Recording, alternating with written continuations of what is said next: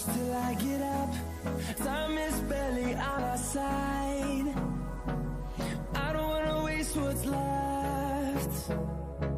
The storms we chase are leading us, and love is all we'll ever trust. Yeah, no, I don't wanna waste what's left. And on we'll go, through the wastelands, through the highways, till my shadow turns to sun rays. And on we'll go, through the wastelands, through the highways, and on.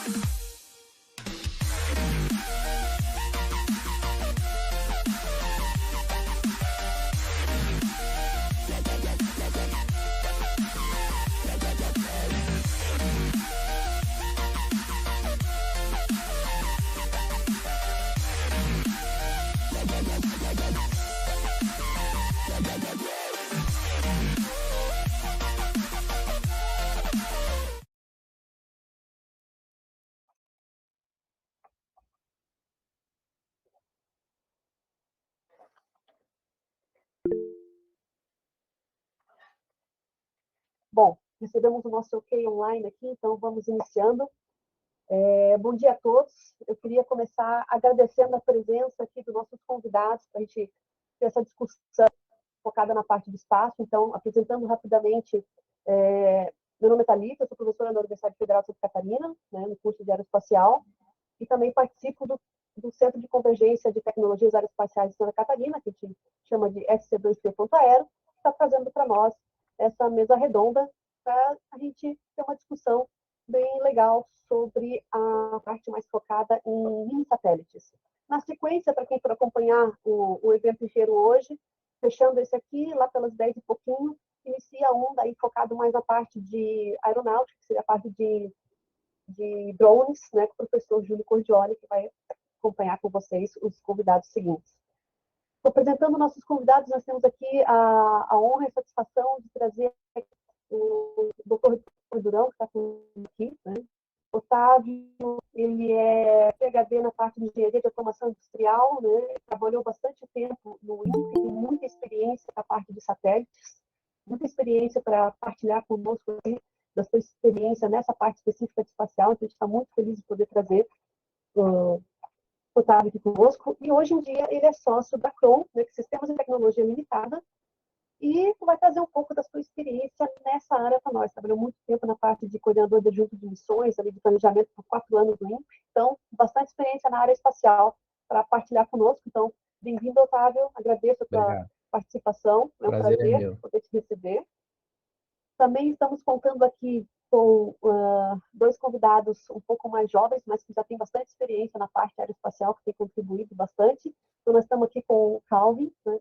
O Calvin, ele é cofundador da Pion, que é uma startup brasileira espacial. Talvez alguns de vocês já tenham ouvido falar nela, que ela tem trabalhado bastante hoje em dia com a parte de satélites educacionais, né? E foi ainda uma primeira empresa brasileira que desenvolveu totalmente um satélite e lançou em órbita, que é o Pion BR-1.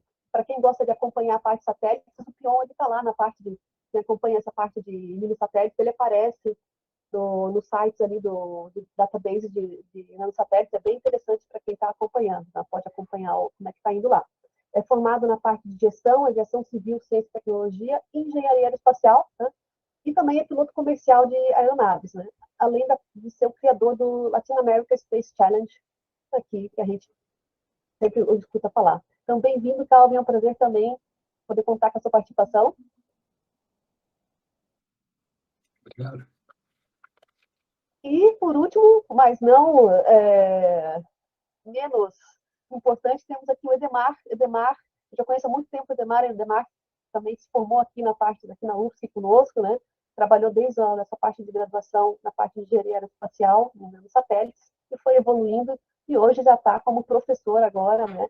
Também num curso bem conceituado, então estamos bem felizes por o Edemar poder se juntar aqui também, né? O Edemar, ele também se formou, como eu falei, aqui em Santa Catarina. Hoje ele está na Universidade Estadual Paulista de Júlio Mesquita, Unesp, né? Ali está como professor assistente e também trabalha em várias áreas, tanto na parte de eficiência energética, mas tem dado uma ênfase ultimamente na parte de pequenos satélites, tem já trabalhado bastante, contribuiu bastante com o Floripasat 1, tem contribuído com o Golds e vários outros projetos dando satélites. Então é um prazer também poder te receber aqui, Edemar. Prazer é meu, bom dia a todos. Bom, então sem mais delongas, né, agora conhecemos um pouco nossos participantes, o nosso tópico da mesa de redonda de hoje, tá? Essa primeira aqui, ela, como eu falei, é focada na parte espaço, mas o título dela que a gente trouxe para trazer uma pouca discussão é a ideia é a diferença na prática entre Pocket Cube e mini satélites. Então a gente vai focar nesse tipo de satélites que a gente chama de mini satélites, né? E aí a nossa agenda aqui hoje, nós temos 1h15. Eu vou trazer rapidamente uma apresentação de, acho que são 2 ou 3 slides, só para balizar todo mundo o que a gente chama de Pocket, de Cube e de mini satélites, e daí nós vamos passar rapidamente para cada um dos nossos palestrantes, para que eles possam comentar sobre o assunto, né? A nossa sequência aqui será o Otávio, Calvin e o Edemar, e aí partiremos para discussões sobre perguntas. Então, eu vou só passar para minha apresentação. Eu peço desculpas, ela estava aqui, mas sumiu.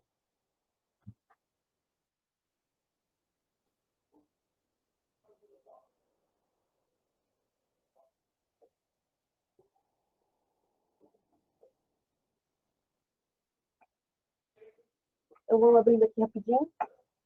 Só para a gente entender, quando a gente fala de Pocket Cube e mini satélites, exatamente o que nós estamos falando. No nosso caso aqui, nós estamos comentando sobre um tipo específico de satélites, né? Que seria a categoria. Estou projetando, só um minutinho.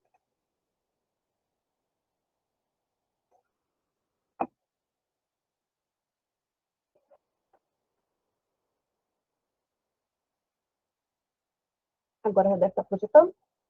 Então, só lembrando, esse evento a gente está trazendo como parte do SC2C Aero, que a gente chama, né, que é o Centro de Convergência de Santa Catarina de Tecnologias Aeroespaciais, que é um trabalho em conjunto entre vários departamentos e várias instituições aqui de Santa Catarina, entre eles a CERT, a Universidade Federal, diferentes departamentos aqui dentro, diferentes professores, diferentes colaboradores, né? A ideia é alavancar essas discussões da parte de aeroespacial. Então, quando a gente está comentando aqui nesse workshop de hoje sobre o que é Pocket Cube e mini satélites, a nossa ideia em classificação, apesar dela ser flexível, nós estamos comentando sobre essa classificação de satélites que se encaixam do mini para baixo, que seria essa área azulzinha.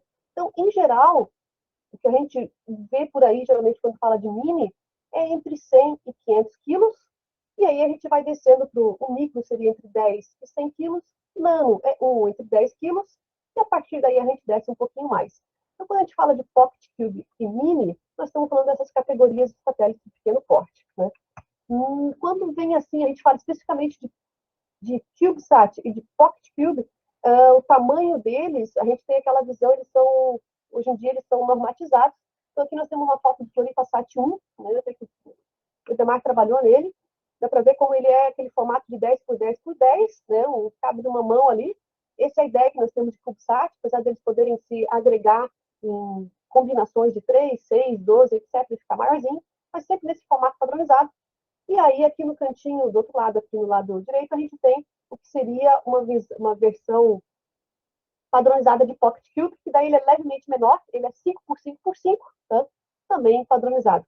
E mini satélites, daí nós já estamos falando geralmente de coisas não tão padronizadas, chegam ali até 15 quilogramas. Esse é o tópico de hoje, esse é o que nós vamos discutir, é esse tipo de satélite, mas vamos abordar também outros que entram nessas categorias, mas que não tem o formato quadradinho, né?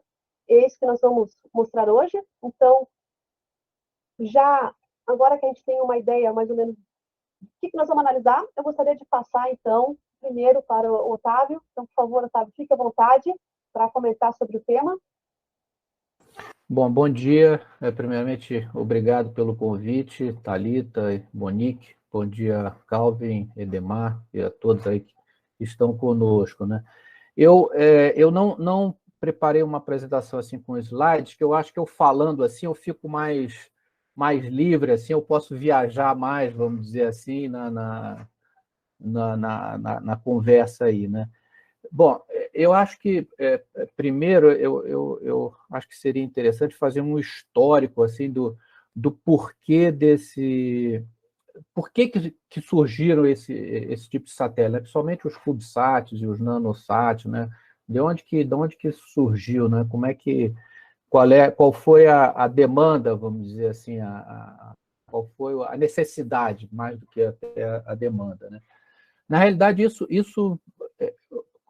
como é que o programa espacial ele se desenvolveram, né? Normalmente, por motivos militares, né, bélicos, né, proteção, né, os grandes programas espaciais foram assim, nos Estados Unidos, na antiga União Soviética, talvez até na própria China, na Índia, com certeza. Talvez o único país que não tenha tido assim uma origem militar no desenvolvimento foi o Japão.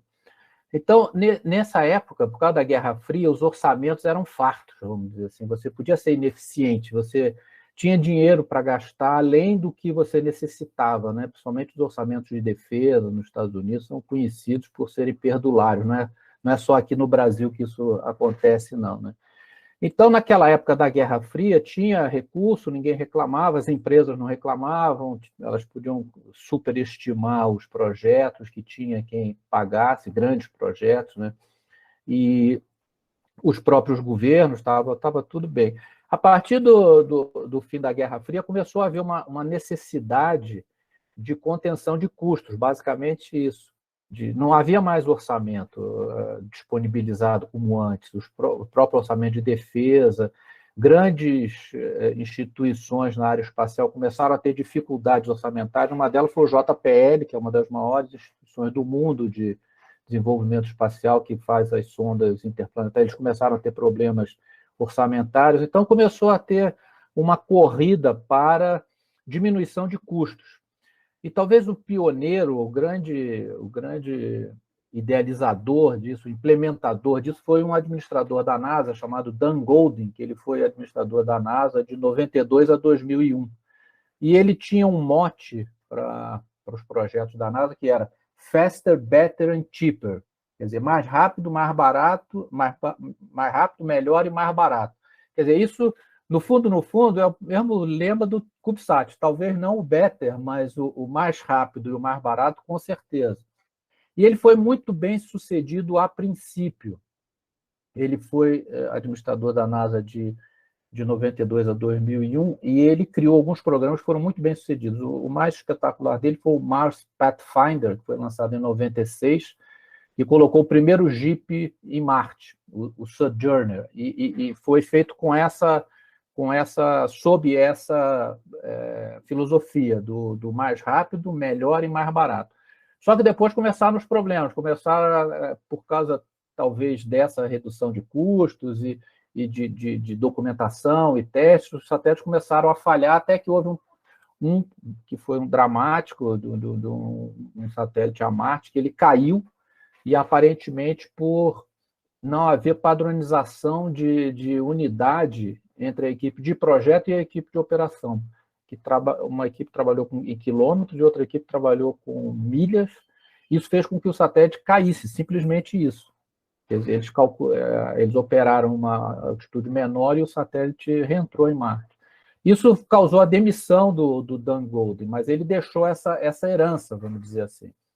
Então, e aí começou, todos os países, Europa, Japão, todos eles começaram a continuaram, vamos dizer assim, a tentar isso, né?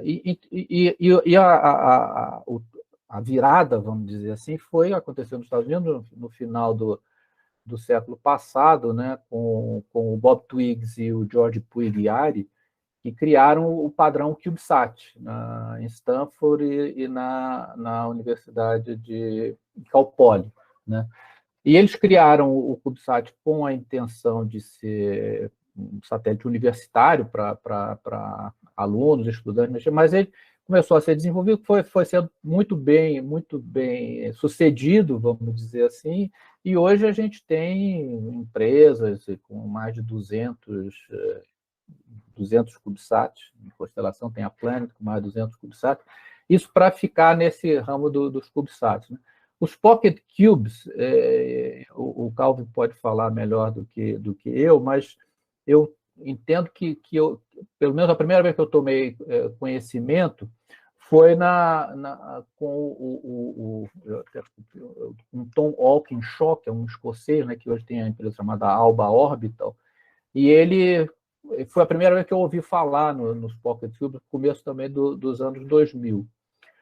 Agora, os mini satélites já seriam outro, vamos dizer assim, outro tipo de satélite. Como você colocou, ela tem uma faixa de massa maior, vai até mais ou menos 500 quilos, essa definição não é 100% rigorosa, varia. Mas, por exemplo, o próprio Brasil, em 93, lançou o SCD-1, que foi o primeiro satélite feito no Brasil, né, com 100 quilos, quer dizer, bem claramente um mini satélite. Ele, depois, em 98, lançou o segundo também. Então, quer dizer, aí já é uma classificação mais flexível, vamos dizer assim, né? Então, todos os países, o Japão, a Europa, todos os países entraram nessa de diminuição de custos, que implica em diminuição de tamanho, mas não necessariamente diminuição de capacidade, principalmente quando você usa constelações, né?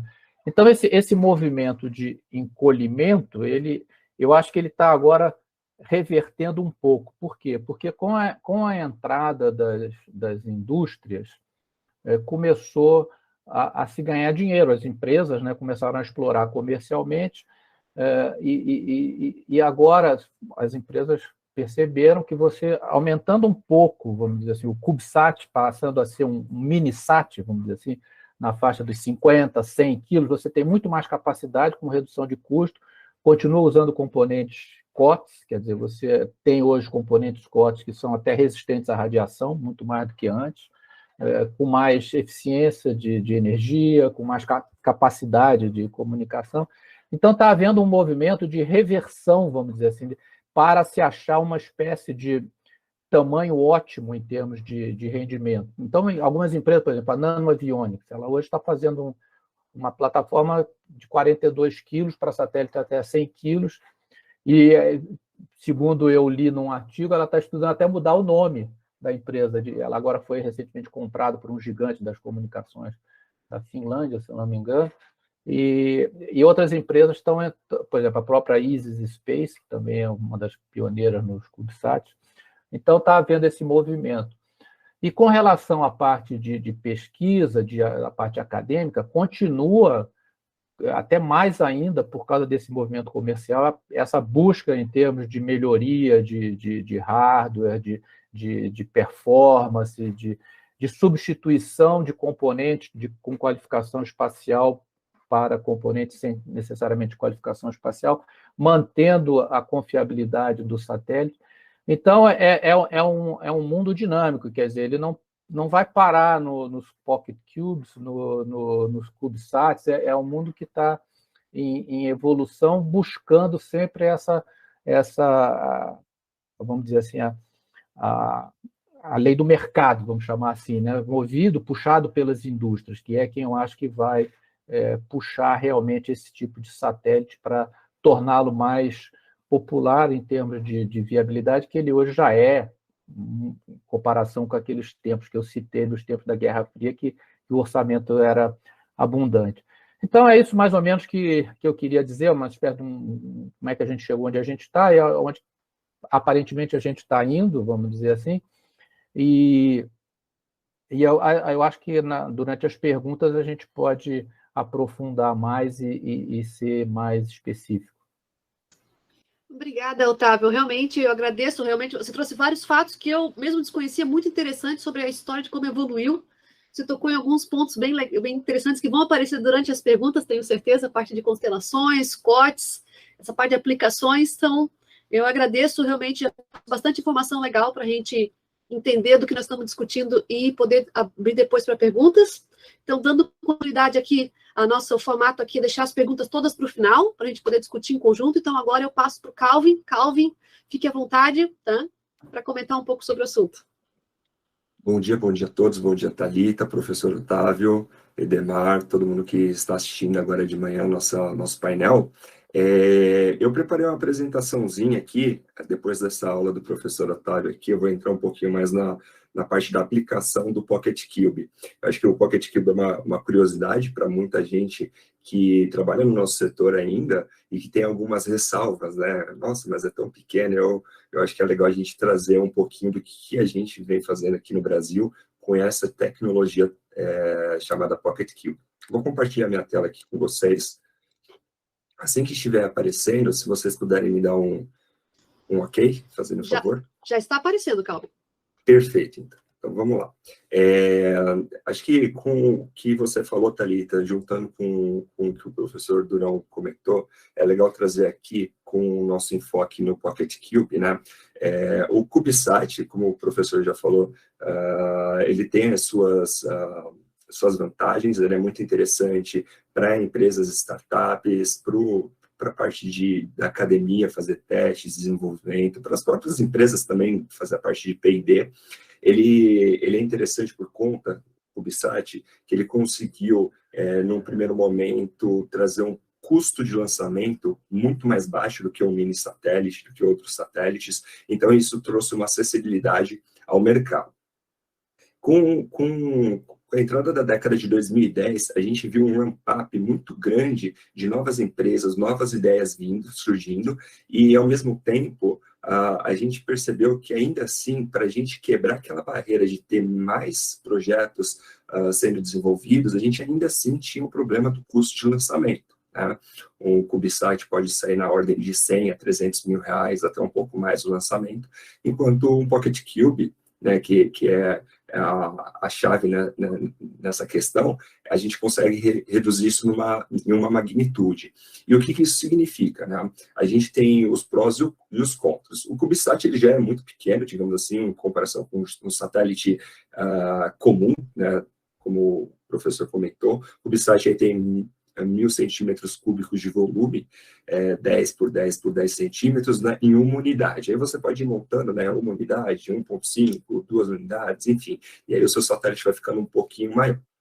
O Pocket Cube, ele é 1/8 do volume, então são 125 centímetros cúbicos, 5 por 5 por 5. Então, acho que essa foto que eu trouxe aqui, ela é legal, que a gente vê a mão aberta do pesquisador da NASA, a mão tem que ficar bem aberta para segurar o CubeSat, por exemplo, e o nosso Pocket Cube, a gente já fica com a mão um pouquinho mais fechada, né? Ele já é muito menor, e tem um desafio, né?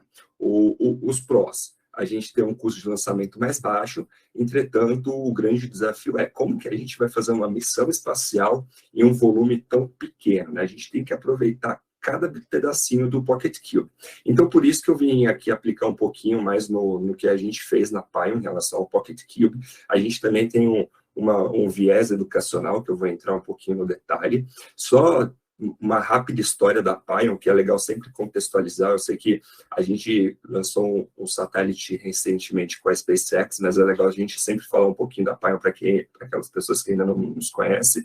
A gente foi fundada em 2019, a gente é uma empresa aí de dezembro de 2019. Logo após a abertura, a gente sofreu o impacto da pandemia, foi muito forte, né? Quase 2 anos, os trabalhos sendo desenvolvidos de forma lenta, por conta do cenário internacional e nacional. A gente conseguiu, nesse meio tempo, desenvolver uma ferramenta educacional de pequenos satélites. A gente tem um CubeSat, que é o de uma unidade, e um CanSat. O CanSat é um formato de latinha de refrigerante, digamos assim, e que ele é muito interessante para fazer pequenos lançamentos, né, lançamentos de sondagem a 3 quilômetros, e trazer uma experiência para os estudantes do conceito do projeto até o lançamento, digamos assim, dessa missão espacial simulada, que na parte a gente chama de MESC, a Missão Espacial Simulada Completa. E dessa forma a gente trazer essa vontade dessa galerinha aí do ensino fundamental, médio, técnico, até mesmo quem está na universidade, de poder conhecer mais o setor espacial. A partir disso, a gente conseguiu fazer nossa empresa rodar. A gente teve um acordo com o Ministério de Ciência e Tecnologia por meio da Federal de São Carlos. A gente forneceu mais de 300 satélites educacionais para a Olimpíada Brasileira de Satélites, e daí sim a gente conseguiu pivotar e lançar o nosso próprio satélite em órbita. Só contextualizando que é o nosso time ele é pequeno, ele tem 8 pessoas, 5 principais estão aqui, né? Meu nome é Calvin, a gente tem o Yamato, que é engenheiro aeroespacial, o João, o Bruno e o Alexandre Goulart. Todos nós somos engenheiros ou mestres em engenharia espacial. A gente tem um trabalho tanto na área de satélites orbitais, satélites educacionais de bancada, e também a gente gosta muito da parte de foguetes e propulsão, mas não no nível orbital, obviamente. A gente gosta muito de foguete de sondagem. A gente criou a Latin American Space Challenge, que é o desafio internacional de satélites, que justamente tem um desafio de competição universitária de satélites, seja de Pocket Cube, CubeSat, e também na parte de foguetes. E a gente consegue, então, trazer ainda mais essa vontade do pessoal universitário de participar de tecnologias espaciais. De forma geral, a gente lançou, então, o Pion BR-1 no começo desse ano, foi no dia 13 de janeiro. A gente conseguiu, dentro da nossa missão, que é trazer mais acessibilidade para o setor espacial aqui no Brasil, que as pessoas conheçam o setor e a importância do que é investir no setor espacial. Acho que isso é muito importante, que a sociedade saiba as benéficos de investimento no setor espacial. Então, a gente vem trabalhando nisso.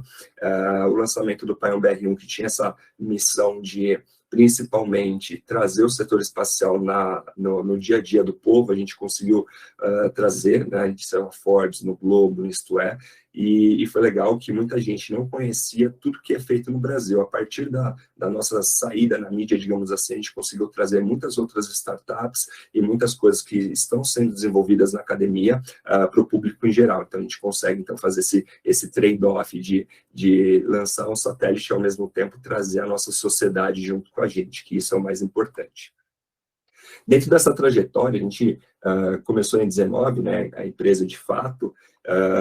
Desde 19 a gente veio trabalhando nos kits educacionais, nessa parte do desafio latino-americano, que é para, de fato, formar recursos humanos para as nossas empresas. Então, se a empresa que o Otávio trabalha, por exemplo, precisar contratar pessoas, treinar uma pessoa do zero é muito complicado. Então, se a gente tem alguma forma de aplicação durante a universidade que traga esse conhecimento para essas pessoas, elas são formadas já com aquele intuito de aplicação. Então, isso, por exemplo, para as nossas startups é muito bom, porque a gente consegue fazer um desenvolvimento mais rápido, mais ágil. Então, a gente trabalhou muito na LASC, a gente já está indo para o 5º ano que vem, e junto com isso a gente lançou o Pion BR-1. O que é o Pion BR-1 e qual que é a visão que a gente tem dele, tá?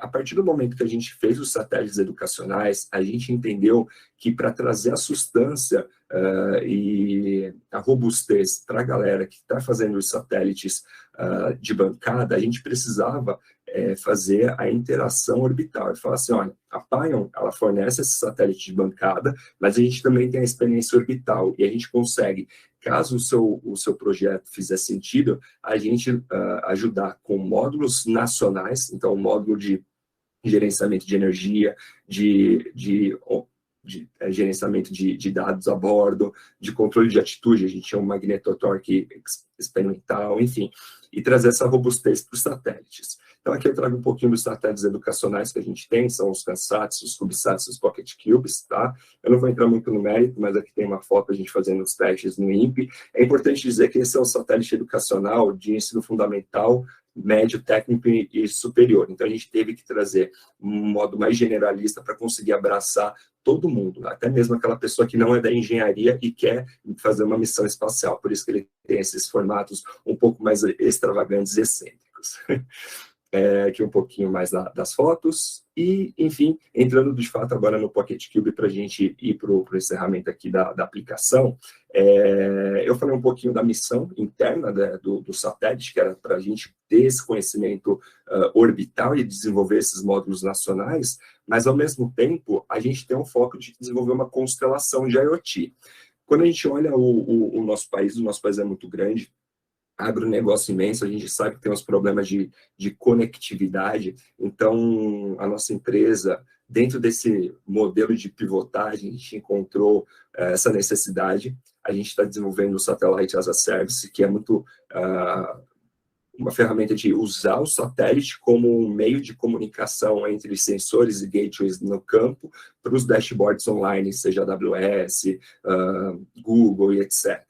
E isso traz um ponto positivo para a nossa agricultura, também traz para a parte de pecuária, enfim, cidades inteligentes. O IoT, esse desafio da conexão, se hoje a gente tem um problema com 4G ou 5G, não é ele que vai solucionar, nosso país é muito grande.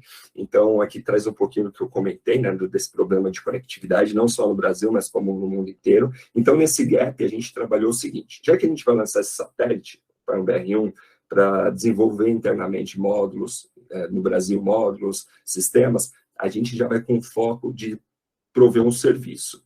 Não que o Paion BR1 provê esse serviço, é muito mais um demonstrador de tecnologia, mas como que a gente poderia ajudar essa Satellite as a Service por meio de um demonstrador de tecnologia? Então, primeiro, testar todos os nossos sistemas feitos no Brasil. Segundo, entender como que é para lançar um satélite, lembrando que foi a primeira empresa a lançar um satélite sem suporte do governo, sem nenhum tipo de incentivo, e, de fato, com todos os módulos nacionais, a gente não comprou nenhum módulo de prateleira, obviamente a gente comprou os componentes, mas como que a gente faria essa caminhada, né? Então, a gente fez todos os estudos, a gente aplicou, nesse exato momento a gente está definindo a nossa constelação, né? Porque se a gente quer fazer o IoT aqui no Brasil, usando o satélite para fazer essa transmissão de dados, a gente tem que ter uma constelação, seja de 1 plano, 3 planos, 5 planos, a gente vem estudando isso, é algo bem interessante. Nosso próximo satélite vai ser lançado entre 2023 e 2024, tá? O Paion BR2.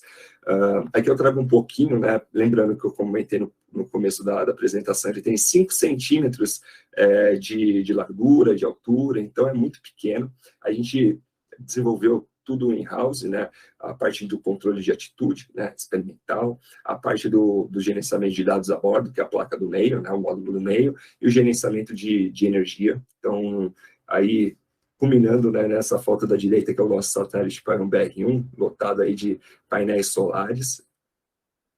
Aqui ele desmontado um pouquinho para quem curte essa parte do Lego, da engenharia, todos os componentes, né, todos os módulos antes de montar.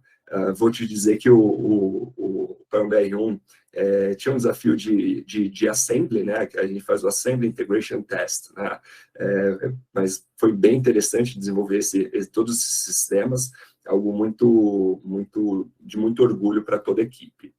Aqui algumas fotos, passando rapidamente, até por conta do tempo, né? Aqui a foto da esquerda a gente fazendo integração para fazer os testes no INPE, a foto do meio do modelo de engenharia integrado, da direita uma foto interna dele, com os flat cables, como que eram os módulos internos.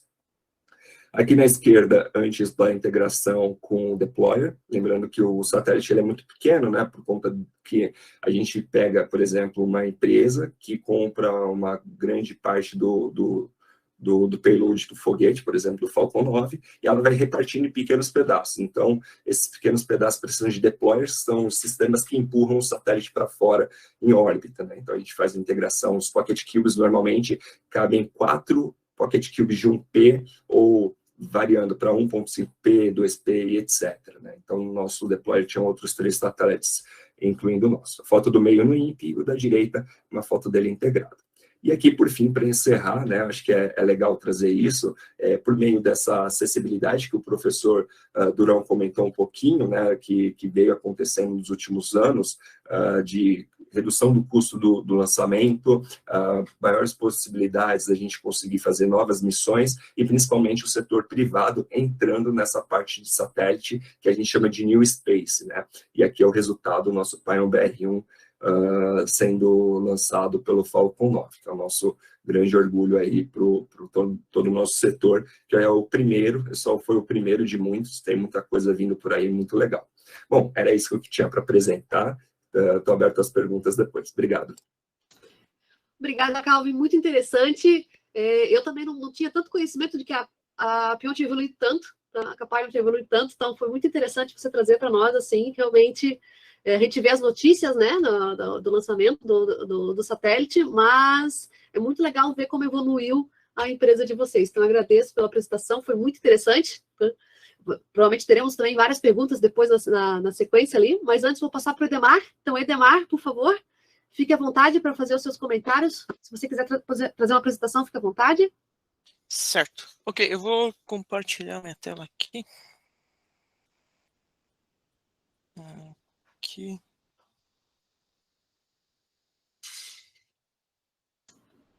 Só me confirma se está aparecendo o meu slide? Está. Ok. Bom, então, vou tentar complementar um pouco a fala dos que me anteciparam, né? Já falaram também bastante coisa, então eu vou ficar um pouco mais na parte de CubeSat, né? Então, inicialmente, falar sobre o que é nanosatélites, ok? Como já foi dito até no início, nanosatélites, enfim, é uma classificação com base na massa, ok? Então, se a gente tem satélites com mais de 1.000 quilos, entraria na categoria de grandes satélites, né? Mas os nanosatélites, aproximadamente, estão aqui entre 1 e 10, ok? Então, exclusivamente pela massa. E aqui, só para exemplificar, né, então, uma ilustração, na verdade, do Hubble, né, então, um satélite muito grande, né, seria da categoria de grandes satélites, e aqui, por exemplo, um CubeSat, então, algo bem pequeno, né, que muito provavelmente vai estar aqui aproximadamente 1 quilo, ok? Bom, e aqui só para trazer um pouco do contexto, né, de como esse setor se encontra hoje em dia, né? Então, aqui um gráfico ao longo do tempo, certo? De quantos nanosatélites, certo? Foram lançados, né, ao longo do tempo. Então, a gente vê que, né, vinha num certo crescimento, aqui caiu possivelmente, né, por conta da pandemia, afetou, né, todos esses projetos, mas a gente vê que em 2022, né, teve um salto realmente bem expressivo. Possivelmente, né, porque muitos desses projetos ficaram represados e agora estão começando a andar novamente. E para o futuro próximo, a gente também vê um cenário, né, bem positivo. E aqui, só para identificar, né, boa parte desses nanosatélites, aqui em amarelo, são satélites de universidades, ok? E boa parte também desses nanosatélites que já foram lançados, que é esses azuis aqui, são de empresas, né? Então, o setor privado também tem uma participação bem expressiva hoje em dia nesse setor. Aqui uma outra visão, né, mais ou menos mostrando a distribuição desses nanosatélites, né, ao redor do mundo, né, quem que fez a maioria desses satélites. Então, grande parte, né, Estados Unidos, né, de certa forma já é esperado. A gente vê um número também expressivo aqui na Europa, Rússia, etc. E o Brasil aqui com 10 unidades. Né? Então, o Brasil, né, de certa forma, acompanha essa tendência mundial, né? Exceto os Estados Unidos, que é um ponto, né, bem fora da curva. Só para voltar aqui, né, esses outros dados a respeito de nanosatélites vocês encontram nesse site aqui, nanosats.eu. Né? Então é bem interessante estarem visitando quem tiver interesse. Bom, indo para uma visão um pouco mais macro inicialmente, né, o que é uma missão espacial? Uma missão espacial envolve desde o veículo lançador, desde o satélite ou segmento espacial, né, e a parte de estação terrestre. Afinal, esse satélite tem que chegar lá em órbita e ele tem que se comunicar aqui com a Terra, né? Então, receber e enviar informação. Então, aqui o que eu vou falar ainda aqui brevemente, mais nessa parte do segmento espacial, né, a respeito do satélite em si. Um satélite, e aí independente se ele for um satélite de grande porte, né, de médio porte, um nanosatélite, CubeSat, PocketSat, tanto faz, né? Em geral, a divisão que você teria dentro dele é essa aqui. Então, eu tenho o meu segmento espacial, ou, por exemplo, o meu satélite, e ele vai se dividir num payload. Então, qual é o objetivo dele, né? Ele tem que tirar fotos, ele tem que fazer uma medição da atmosfera, algo nesse sentido. Okay?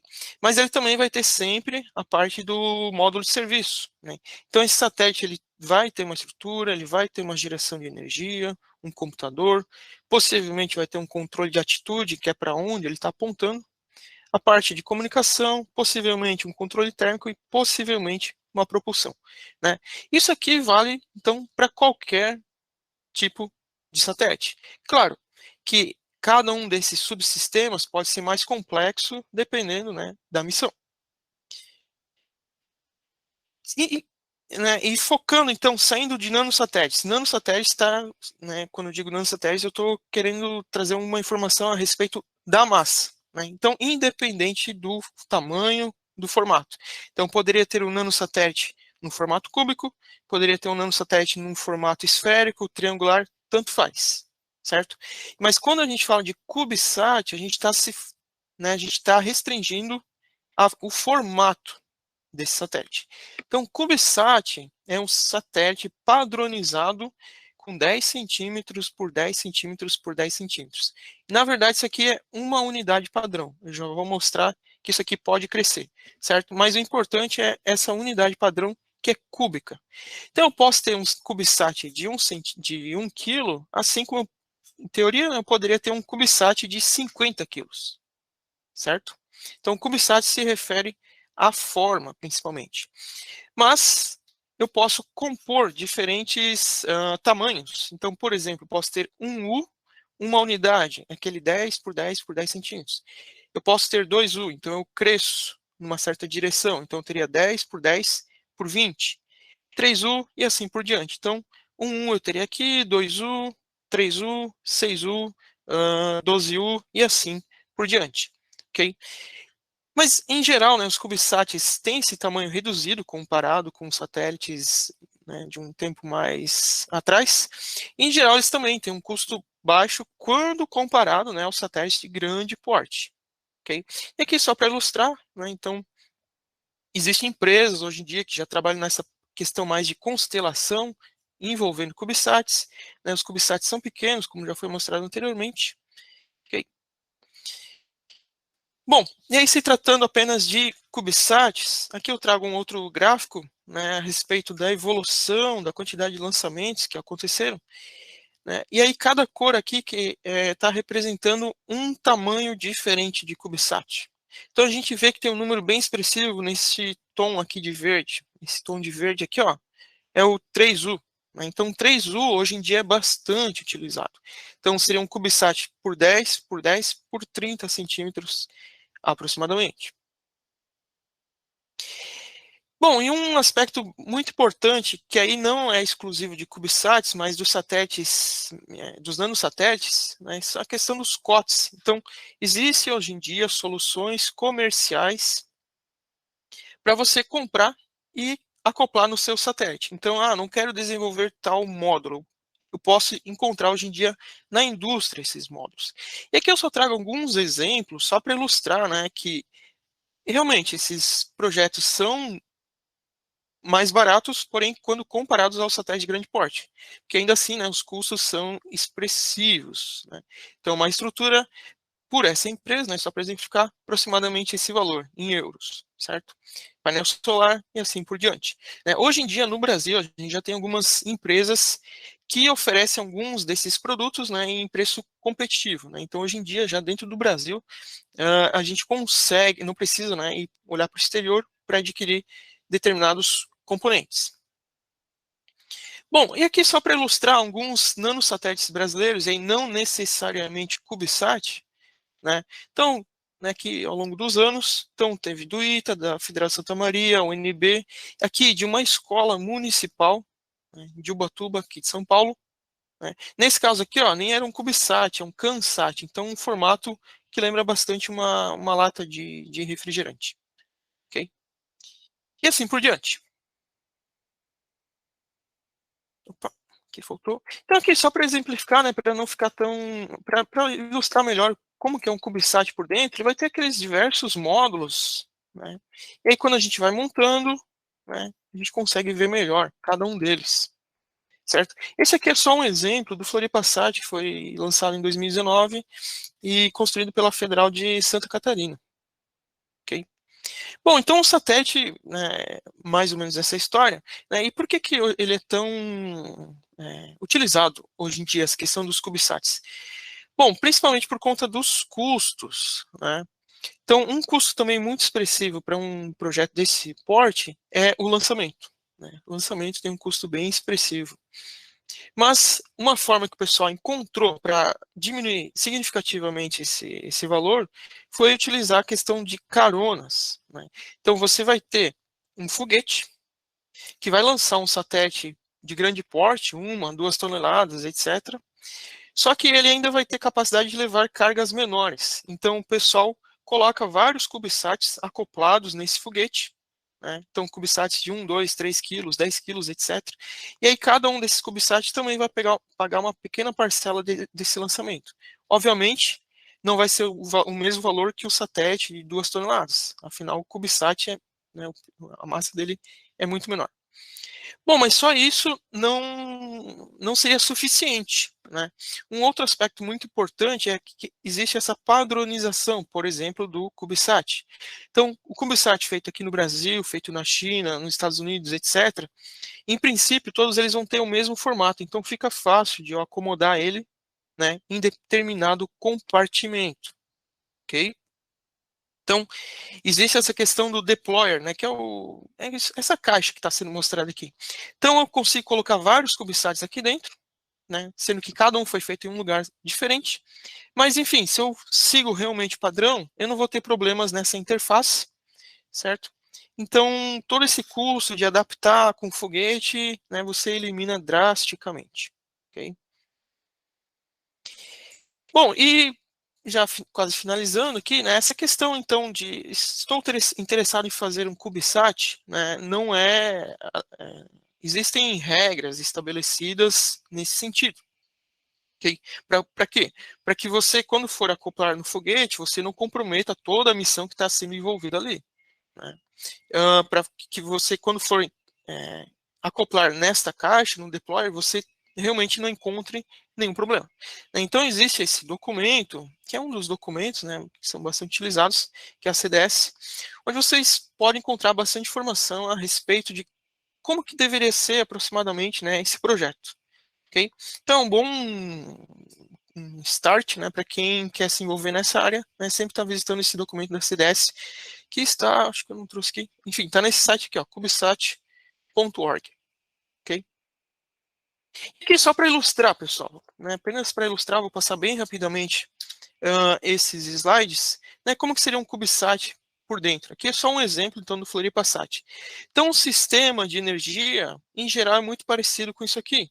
Então, essa placa tem aproximadamente 90 por 90 milímetros, ok? Então, ela faz toda a parte de gerenciamento de energia. Né? Aqui eu não estou mostrando, mas ela estaria diretamente ligada com os painéis fotovoltaicos. E aqui em cima, as baterias para armazenar energia excedente e poder usar quando o satélite está passando pela sombra da Terra. Né? Na sombra da Terra, ele não é capaz de gerar energia pelo efeito fotovoltaico. Aqui os painéis fotovoltaicos, okay? Então eles são pequenos, certo? Em cada face do CubeSat é colocado geralmente, né, painéis fotovoltaicos, e a eficiência dele, né, é bem superior quando comparado aos painéis fotovoltaicos usados na Terra. Então na Terra aproximadamente 15, 18% de eficiência. Já para uma aplicação espacial, né, tem uma área muito pequena, então deveria gerar muita energia, então a eficiência sobe bastante, mas ainda assim, né, 29%. Então isso explica o fato desses painéis, em geral, serem muito caros para aplicação espacial. Né, é um dos fatores que influenciam. Questão ainda falando da gerenciamento de energia, então tem essas baterias podem ter problemas com temperatura baixa no espaço, e aí uma solução possível, né, é você colocar resistores, aquecedores no entorno dessa bateria. Então, também vai ter em todo o satélite um computador de bordo, e aí, claro, dependendo da missão, esse computador de bordo vai ser projetado de diferentes formas. No caso do FloripaSat, era isso aqui, certo? O microcontrolador MSP430, né? Então ele faz toda a parte de processamento dos sensores, etc., que tem no satélite. E aí você pode ter diferentes payloads, eu posso ter uma câmera, posso ter, enfim, diferentes payloads, né? No caso aqui, era um experimento com FPGA, ok? Parte TTIC, então a parte de comunicação de fato, então vão ter rádios no satélite, né, para poder receber, enfim, enviar informação da Terra. No caso aqui, operava em VHF e UHF. A antena em si, né, a antena que vai em cima, no caso do FloripaSat, era isso aqui ela está fechada e quando ela chega no espaço, em determinado momento ela vai abrir. Ok? E aqui, frequências, né, então você tem que pedir autorização para utilizar essas frequências, no caso que for utilizar as frequências de radioamador, então você não ia ter uso comercial, então você não precisa pagar por essas licenças, mas você precisa ter autorização para utilizá-las. Um pouco da questão da estrutura, então só uma foto. Então a estrutura, geralmente de uma liga de alumínio, ok? Com alguns detalhes, enfim, para desligar o satélite quando ele está dentro daquela caixa, né, durante o lançamento, etc.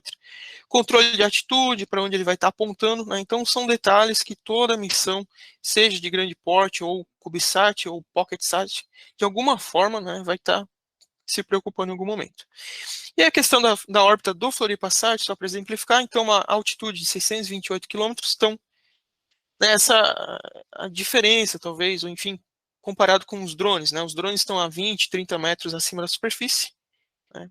E um satélite estaria a 600, 500 quilômetros, né? Então a visada dele acaba sendo muito maior, ok? Então o FloripaSat foi de carona junto com esse satélite, que é o Sibers 4A, né? Então o Sibers 4A aqui, só para ter uma noção do tamanho. Então o FloripaSat era algo muito pequeno, né, comparado com isso aqui. Então esse satélite pagou a maior parte do custo do lançamento e o FloripaSat uma pequena fração disso. E aí, para finalizar, né, a órbita aproximada do FloripaSat, né, então passando pelos polos. Por quê? Porque aquele satélite que eu acabei de mostrar, né, o interesse era realmente colocar ele nesta órbita, né, era uma órbita para sensoriamento remoto.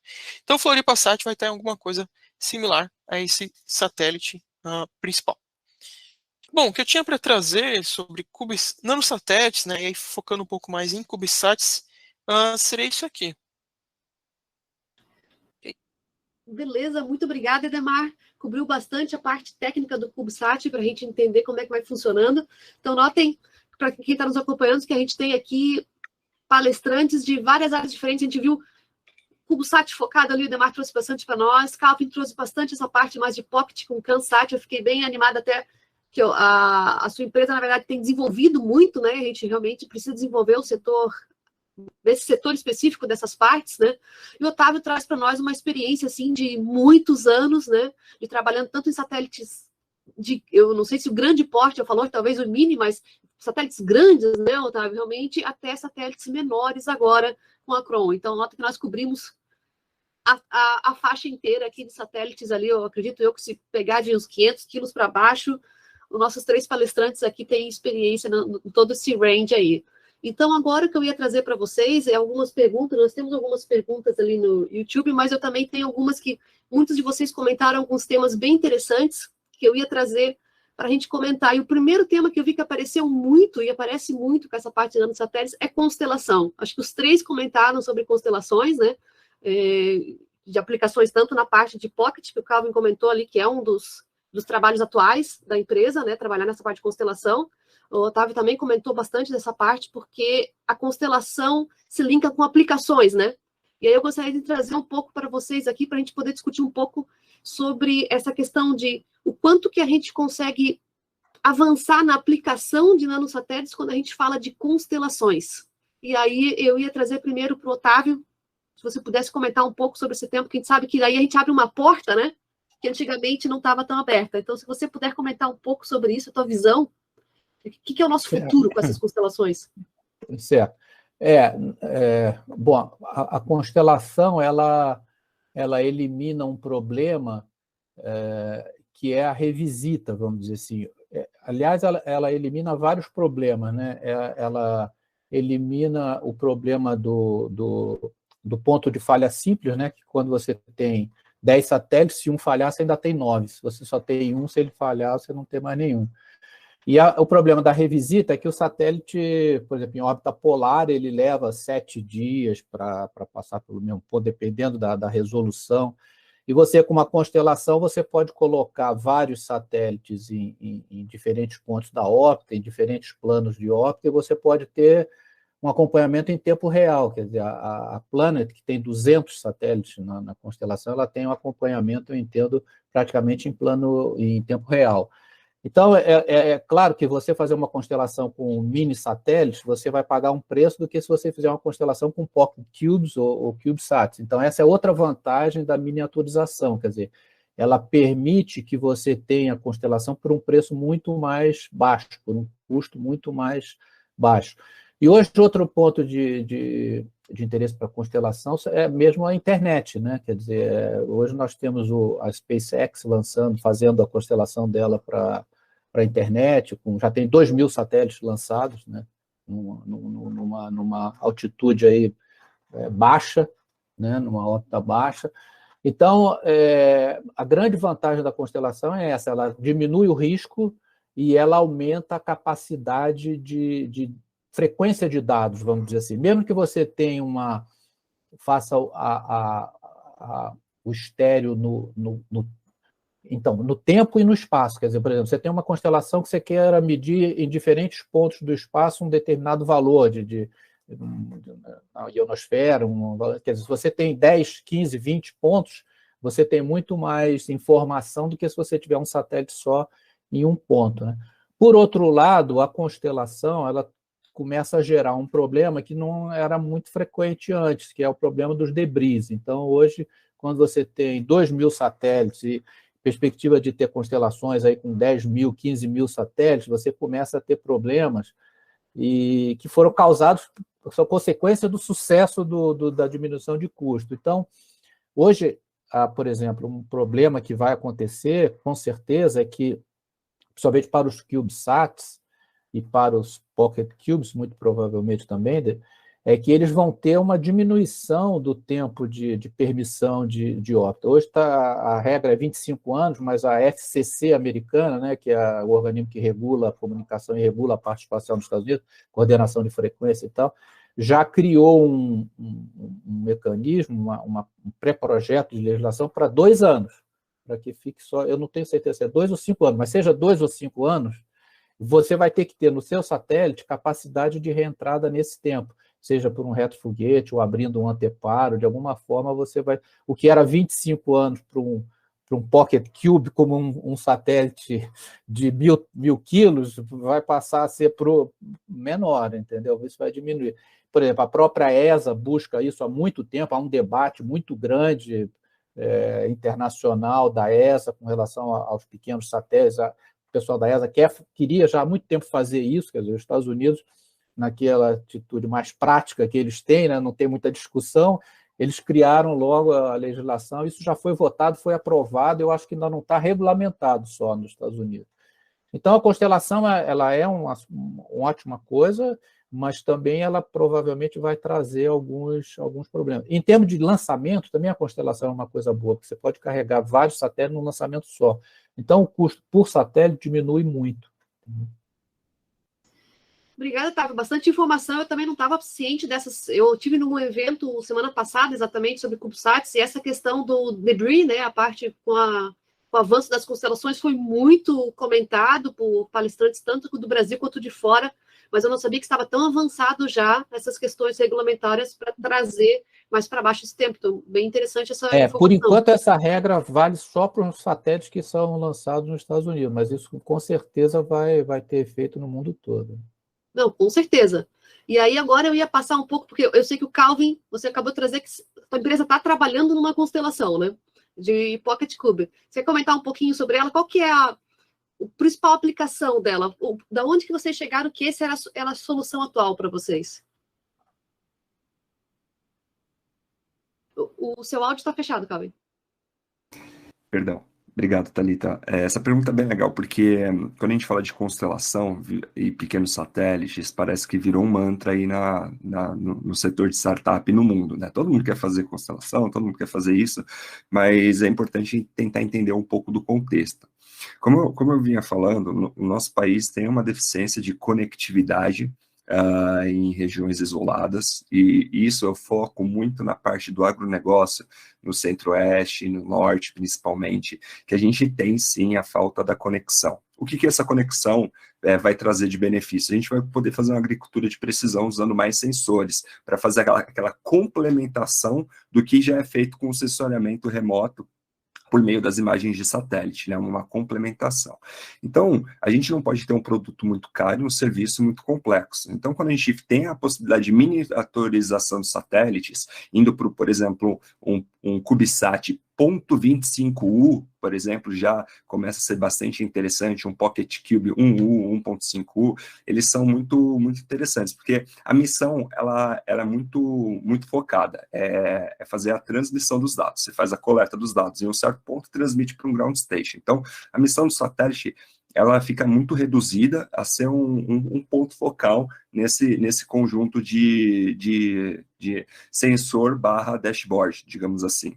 Então, a gente consegue ter a miniaturização do satélite, como o professor Otávio comentou, a gente, de fato, tem o problema da revisita e a constelação soluciona isso. Mas o ponto mais importante é que, para esse tipo de aplicação de sensores de agronegócio, a gente não tem a necessidade que seja uma revisita horária, por exemplo, a cada hora ter esses dados. A gente pode ter uma latência de 6, 8 horas. Então, uma constelação que a gente vem trabalhando é entre 10 e 14 satélites no primeiro momento, tá? É uma constelação que vai custar por volta de $1,5 milhão, e que a gente já fez o tech demo com o PION-BR1, e o próximo, que é o PION-BR2, já é para entrar na parte comercial. Então, é mais ou menos essa linha que a gente vem trabalhando, de fato, olhando o IoT. Lógico que tem as fraquezas do plano de negócio, obviamente, a Starlink está aí para acabar com qualquer business case, mas eu acho que a gente trabalhando num baixo custo baixíssimo, e ainda com suporte nacional, que ter essa diferença de trabalhar dentro de casa, eu acho que é uma robustez que a gente tem no nosso plano. Obrigada, Calvin. Bem importante de saber. Um ponto que você comentou, realmente, eu também acho bem importante. Apesar da Starlink estar dominando, etc., é muito importante desenvolver tecnologia nacional, né, para a soberania do país. Então, a gente vê como tem a sua desvantagem, né, porque, queira ou não, tem a SpaceX aí, que realmente é muito grande, mas é muito importante desenvolver tecnologia nacional, né? Então... Thalita, você me permite um minuto? Por favor. Isso que o Calvin falou é importante, porque essas constelações da SpaceX, elas são para alta frequência, alto volume de dados, quer dizer, existe hoje um nicho que eu acho que o Brasil pode aproveitar, que é esse de baixa frequência, baixa latência, que você não tem necessidade de tempo real.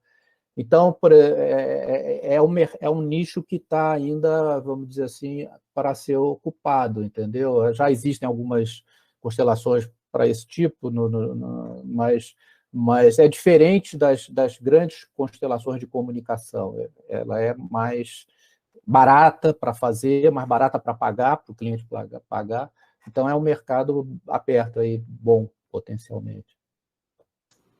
Não, verdade, importante aproveitar aqui, né? Aproveitar que tem tanta gente com tanta experiência para pegar ideias, assim, da parte de mercado. É realmente essa questão de aplicação, custo, desenvolvimento, tempo de desenvolvimento desses satélites também, né? É uma parte que se diferencia muito em nichos que você pode entrar, né?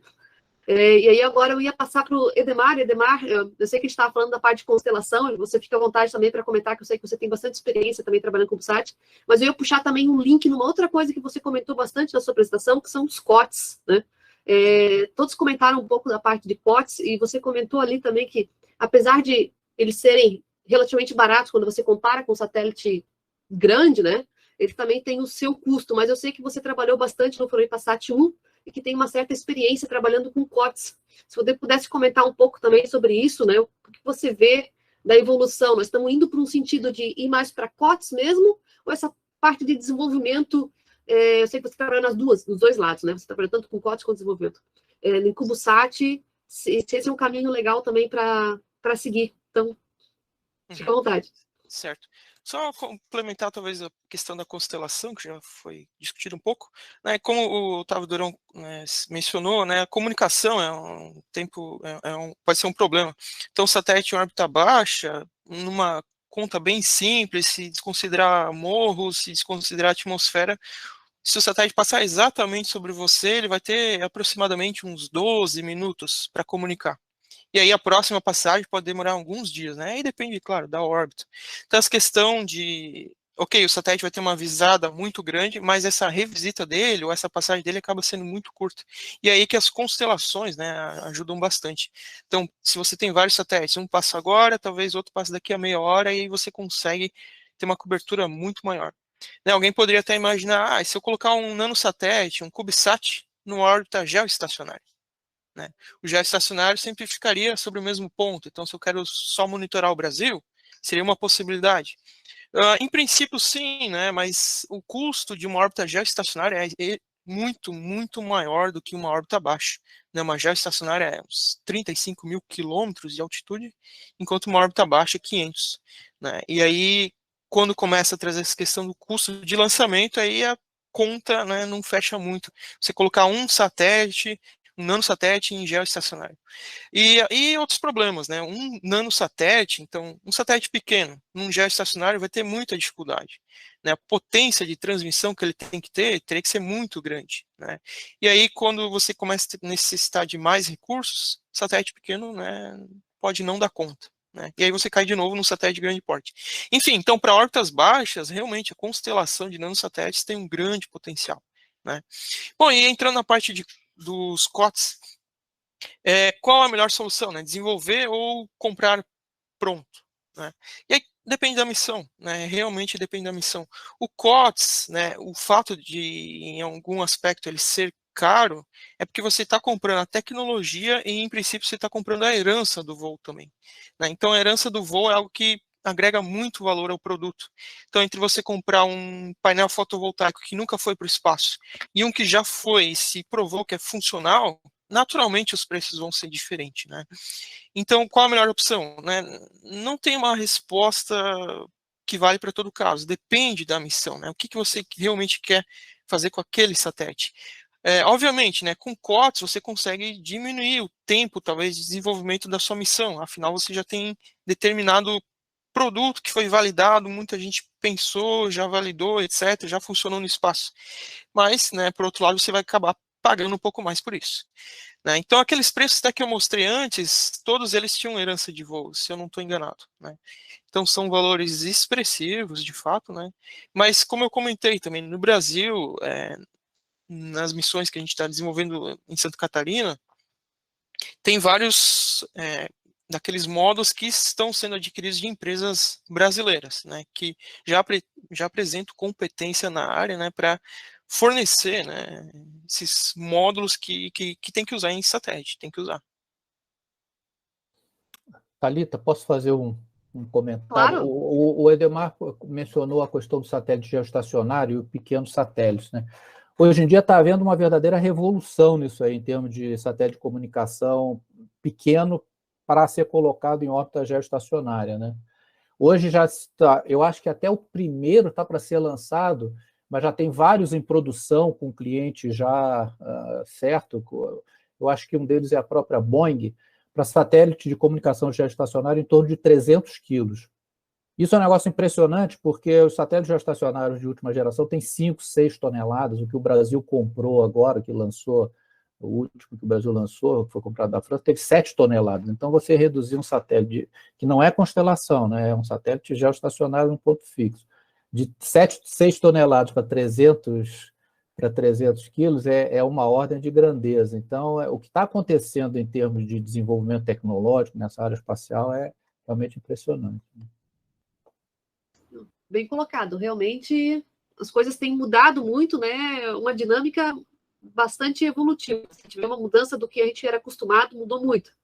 E aí, agora eu ia trazer mais uma pergunta para vocês, mais uma reflexão para a gente fazer. Nós estamos aqui com representantes, né?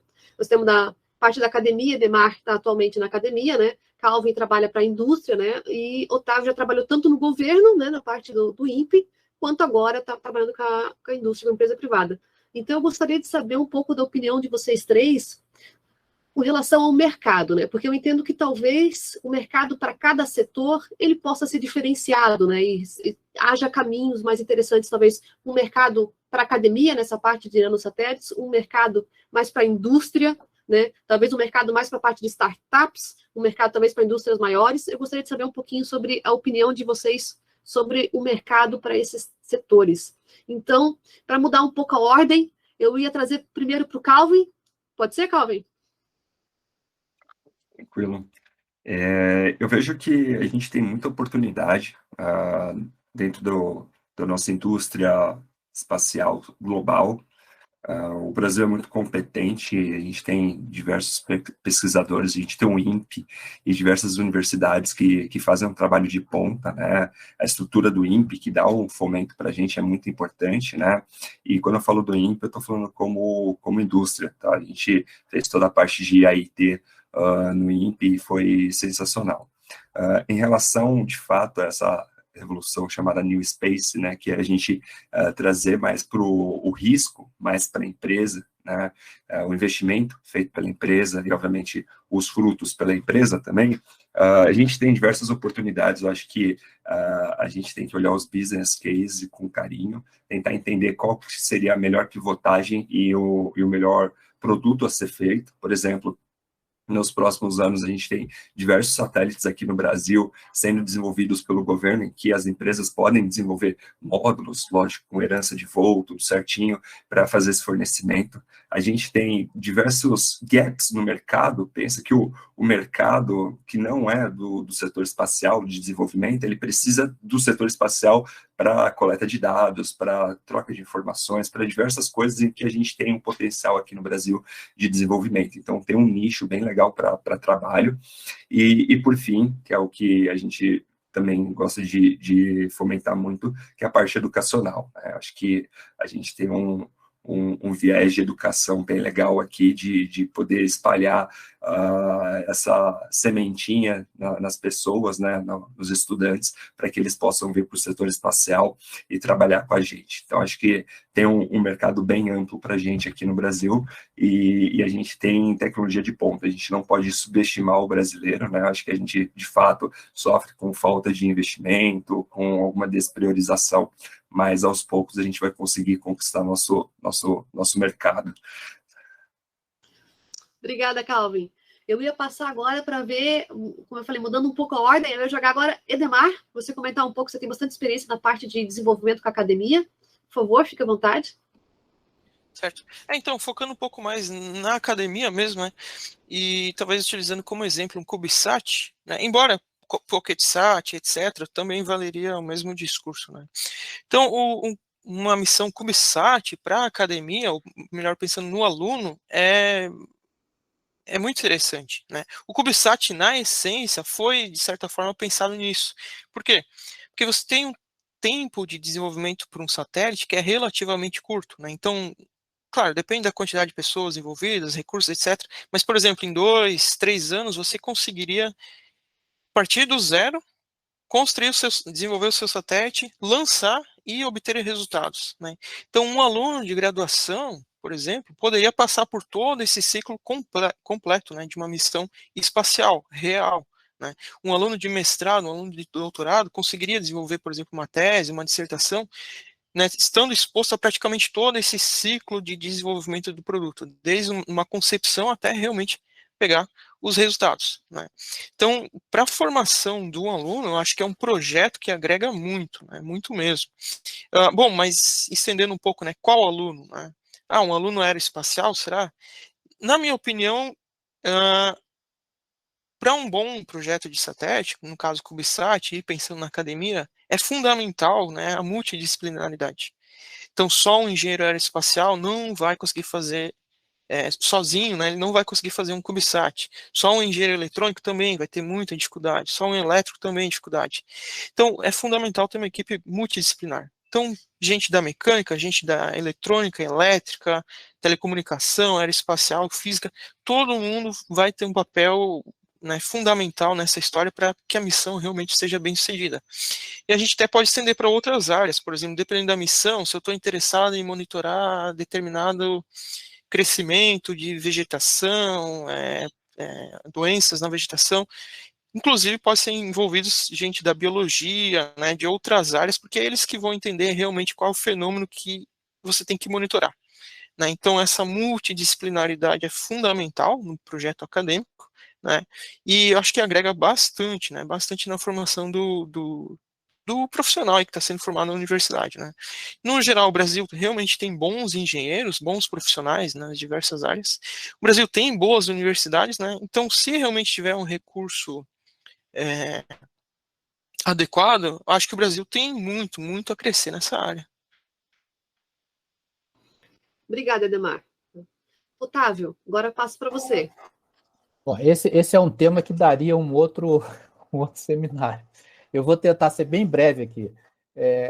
Em termos de mercado empresarial, eu acho que as empresas brasileiras que entrarem nesse mercado, elas vão ter que concorrer internacionalmente. Não, porque, por mais que o governo puxe, por mais que o governo ofereça projetos para que as empresas brasileiras participem, vai ser difícil ter uma cadência de projetos que garanta uma sobrevivência a longo prazo de um certo número de empresas. Então, mesmo que comece com uma proteção governamental, de priorizar fornecimento por empresas nacionais, esse dificilmente se manteria a longo prazo. Então, essas empresas vão ter que se adequar para ocupar esses nichos, como esse que nós mencionamos aqui antes, de frequência baixa, de baixa potência, de baixo volume de dados, coisas assim desse tipo. E com relação às startups, eu acho que, fundamentalmente, as startups têm que ter uma característica que é o breakthrough, quer dizer, tem que desenvolver um produto que seja realmente uma inovação para atrair o investidor, porque, senão, eu acho que fica muito difícil o investidor investir numa empresa onde ele não veja que aquilo vai ocupar o mercado como uma inovação patenteável. Então, eu acho que essa é uma característica até que pode até definir o que seja startup. E para, vamos chamar assim, um mercado, que não é exatamente um mercado, mas uma demanda acadêmica e de pesquisa, eu acho que as oportunidades para o Brasil são muito boas, porque o Brasil, a minha experiência de lidar com as universidades brasileiras, os alunos brasileiros, os jovens brasileiros, estamos aqui com 2 exemplos, estão muito bem qualificados, muito bem treinados, não devem nada. A própria UFSC, eu acompanho o que vocês fazem aí na parte de mecânica há muito tempo, agora na parte de satélite. Então, não devem nada às universidades mais adiantadas dos Estados Unidos e Europa, em termos de informação, agora, então, com a internet. Então, a participação do Brasil, do ponto de vista de pesquisa para esse mercado espacial, eu acho que ele é muito bom. Eu acho que, principalmente agora com essa oportunidade de CubeSat, de lançamento, de experimental, né, de missões tecnológicas para experimentação de desenvolvimentos nacionais.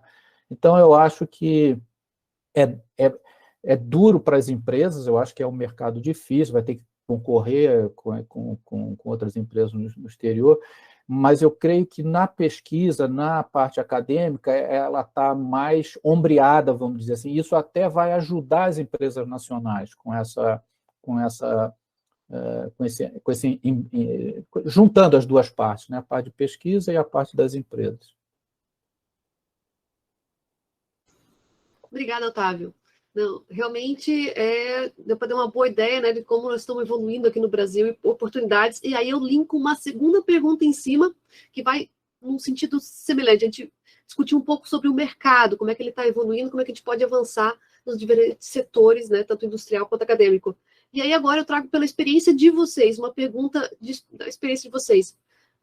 Vocês trabalhando nesse setor, né, nas diferentes áreas, qual que foi, digamos assim, se você fosse pensar, o maior desafio que você teve para conseguir trabalhar nessa área, para conseguir evoluir nessa área? Se vocês têm alguma coisa que vem em mente assim, não, eu quando estava trabalhando nisso, isso foi uma dificuldade que a gente encontrou, venceu, não venceu, e se evoluiu. E daí agora eu ia trazer primeiro para o Otávio, para a gente fazer uma dinâmica diferente aqui.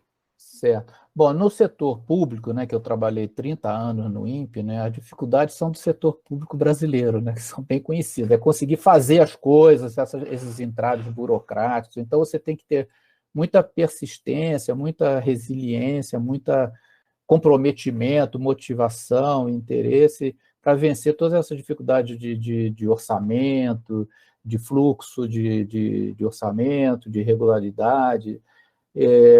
Na universidade eu não cheguei a trabalhar, mas eu imagino que são problemas parecidos, né? Eu escuto as queixas dos meus colegas, vamos dizer assim.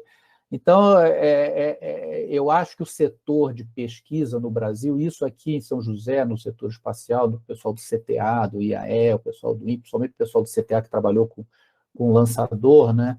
Que é mais difícil até, né? É um produto assim, mais complexo, de maior porte.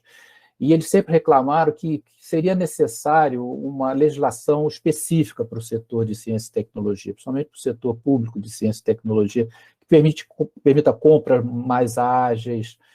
Isso já foi feito para a defesa, mas ainda, eu acho que ainda não está bem implementado para o setor espacial. E na parte empresarial, é a dificuldade de toda a empresa, principalmente de toda empresa nova, que é conseguir contrato, que é ter receita, no fundo é isso. E aí você tem que ser tem muito lado comercial, mas assim no sentido do ganha-ganha, quer dizer, você poder oferecer produtos que interessem ao teu cliente, que ele esteja disposto a pagar aquilo. Quer dizer, você tem que ter um equilíbrio, vamos dizer assim, entre por exemplo, no setor público. O que o setor público precisa que seja mais barato, que seja comprado da empresa privada, que compense, que vá compor um satélite ou um outro produto e que seja satisfatório para você, ou em termos do próprio lucro daquele contrato, ou que lhe dê uma abertura para outras oportunidades de fornecimento. Então, é isso. No setor privado, eu diria que você tem que ter a capacidade de identificar essas oportunidades de ganha-ganha, vamos dizer assim, bem equilibrado, porque isso eu acho que garante essa sustentabilidade da empresa. Não, perfeito. E agora, em vez de passar para a gente ter também uma visão do Calvin de empresa, eu ia pensar primeiro para o Demar, que o Demar, apesar de não trabalhar em empresa privada, já trabalhou na parte também, talvez tenha encontrado outras dificuldades, mais com o desenvolvimento acadêmico, Demar. Você tem alguma coisa para compartilhar que a gente teve alguma dificuldade realmente que veio trabalhar nesse setor? Sim, de fato, né, o setor é complexo, né? A gente está falando aqui, apresentando uma visão superficial do setor, mas ele de fato é muito complexo, né? Você não vai sair de um dia para o outro e o satélite está funcionando. Não, vai ter... O que mais vai existir são problemas nessa caminhada, né? Infinitos problemas acontecendo. No caso da minha experiência, né, que foi dentro da academia, né, continua sendo dentro da academia, de fato, o primeiro vez que você participa é bastante pesado. Você não tem, muitas vezes, uma orientação, não sabe exatamente para onde caminhar, e você tem que fazer as coisas conforme você vai aprendendo. Né? Você muitas vezes não tem esse tempo para aprender, você já tem que implementar conforme vai aprendendo. E, né, nessas horas pode ocorrer, né, diversas dificuldades. Né? Como o Otávio falou, também a persistência é fundamental, porque no caso de um aluno envolvido num projeto desse, ele não vai estar né, concentrando seus esforços em problemas exclusivamente técnicos do satélite. Vão ter milhares de problemas em paralelo acontecendo, que ele também vai ter que se preocupar. Então, preciso comprar determinado componente, aí você tem que fazer vários orçamentos, muitas vezes tem que comprar fora do país, muitas vezes não tem o dinheiro suficiente, e tudo isso entra nessa conta. Né? Então, é normal você deixar de se preocupar com algo puramente técnico do satélite e ter que se preocupar com essas outras coisas, né? Se preocupar em atrair outros alunos, apresentar o projeto em outros lugares, etc, etc. Né? E aliado a isso, né, conheço vários que participam ainda de projetos de satélite e muitos desses ocorrem de forma voluntária, né? O incentivo financeiro às vezes não chega até o aluno, né? Então ele acaba se envolvendo num projeto desse porque ele gosta, né? E, né, isso é muito comum acontecer, né? E não é um cenário ideal, né? Se a gente quer pensar isso, né, uma forma sólida para se consolidar no Brasil, né? E é comum também que esses projetos, né, quem realmente está todo dia ali no laboratório são os alunos. Só que os alunos, em paralelo a isso, eles têm toda a formação deles, né, acontecendo. Então tem prova que tem que estudar, tem que se preocupar, trabalho para entregar, e do outro lado tem o satélite com um monte de tarefas necessitando de serem feitas, né? Então é o cenário, né? Eu acho que essa parte até não é exclusiva do Brasil, acho que qualquer estudante ao redor do mundo vai ter essa mesma dificuldade, né? Mas enfim, no fim, eu ainda acredito que vale a pena, né? Pelo que eu conheço dos meus colegas, vários acabaram indo para o exterior, porque, enfim, as oportunidades em algumas ocasiões acabam sendo mais abundantes lá fora, né? Mas de fato é algo que eu acho que agrega bastante na formação do aluno, por mais, né, todas essas dificuldades que ele vai encontrar, né, no caminho. Beleza. E aí agora eu ia trazer para você, Calvin, né, porque vocês estão com o primeiro satélite de vocês em órbita, você comentou durante sua apresentação que houve vários desafios interessantes, né, que vocês foram evoluindo, né? Teria algum desafio que você pensou, olha, esse foi nosso principal desafio para conseguir botar esse satélite em órbita? São vários desafios, né? Inúmeros, dá para escrever um livro sobre como fazer isso sem nenhum suporte, mas eu acho que assim, a gente tem que ser realista e transparecer a realidade. O principal desafio de uma startup, de uma empresa pequena nesse setor, de fato, são os recursos, né? Como o Otávio comentou, a gente, de fato, precisa ter um produto para ter uma receita recorrente, né? Um serviço, um produto para ter essa receita recorrente, porque se ficar dependendo de projetos governamentais, por exemplo, a empresa ela não vai para frente. Então, a gente vê, por exemplo, de vez em quando, né, tem até uma periodicidade, o desmonte do que acontece com as empresas de São José dos Campos, por conta dessa dependência do governo. Então, eu acho que, de fato, a gente tem que colocar que a gente sabe que a parte da engenharia ela é muito complexa. Fazer um satélite não é algo simples.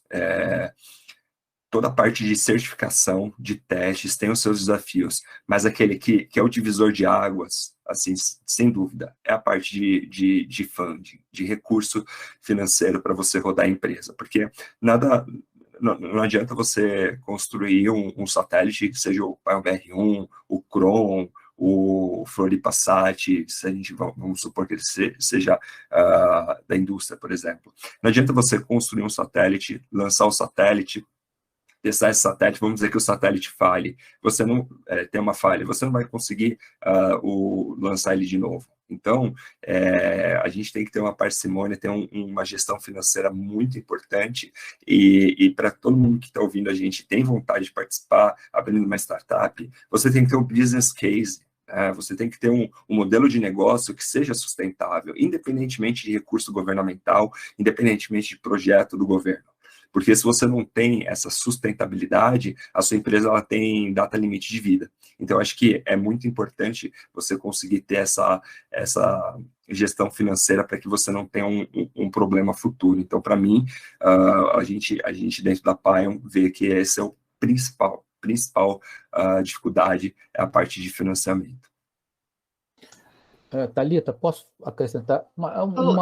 Um mercado, uma demanda que é maior do que fazer o satélite, lançar o satélite, a parte operar o satélite, é a parte de usuário, quem usa o dado do satélite. Tradicionalmente, esse mercado é maior do que todo o resto de construir o satélite, lançar o satélite. Então, no Brasil, a gente pode ter, eu acho que a gente ainda não tem, como tem potencial de ter, um mercado de uso de venda de serviço, vamos dizer assim, por satélite, que seria o dado. Então, por exemplo, para a agricultura, na região que não tem internet, que é quase 50% da área agriculturável, vai demorar muito ainda a ter. Então, esse é um mercado que as empresas brasileiras, mesmo aquelas que tenham o satélite, por exemplo, a Paion vai fazer a constelação, ela vai vender o dado, vai vender o serviço, quer dizer, além de explorar, além de vender a constelação, vamos dizer assim, o serviço vai render mais a ela do que, muito provavelmente, do que o satélite em si. Então, esse é um outro mercado a ser explorado, que em geral, nos grandes satélites, tradicionalmente, historicamente, ele é o mercado maior do setor espacial, é o mercado de usuários, seja em telecomunicações, imagem, o que quer que seja. É claro que você vai concorrer com sistemas que já existem, sistemas estrangeiros e tal, mas cabe à criatividade de cada empresa brasileira saber explorar qual tipo de dado ela vai poder vender com o seu próprio sistema. Não, perfeito. Essa realmente era uma das perguntas que não vai dar tempo de te comentar sobre a parte de serviços, né? Que ela realmente é um setor ali a ser explorado, né? Porque nós estamos chegando no finalzinho, nós estamos nos últimos 3 minutinhos aqui do nosso tempo, né? Então, infelizmente, não vamos poder discutir mais. Tinha uma sequência aqui ainda que o pessoal tem comentado que muito interessante para te discutir, mas para a gente não... Thalita, se Oi, me por favor. permite, se você quiser mandar as perguntas para nós, aí eu respondo por e-mail, você mandar, eu mando para você. Perfeito, porque então nós vamos coletá-las e aí eu mando por e-mail, e aí depois a gente coloca lá no canal do YouTube para quem fez a pergunta para poder ter a resposta, se vocês não se importarem.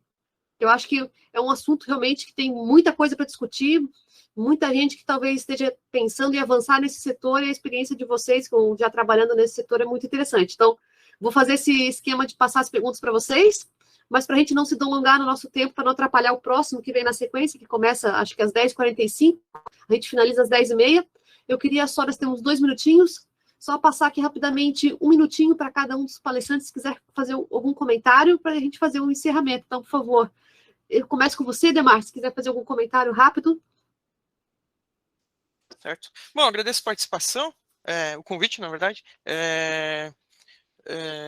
Bom, esse setor, né, claro, tem muitas dificuldades, mas é um setor que alguma coisa vai acontecer, né? Já está acontecendo.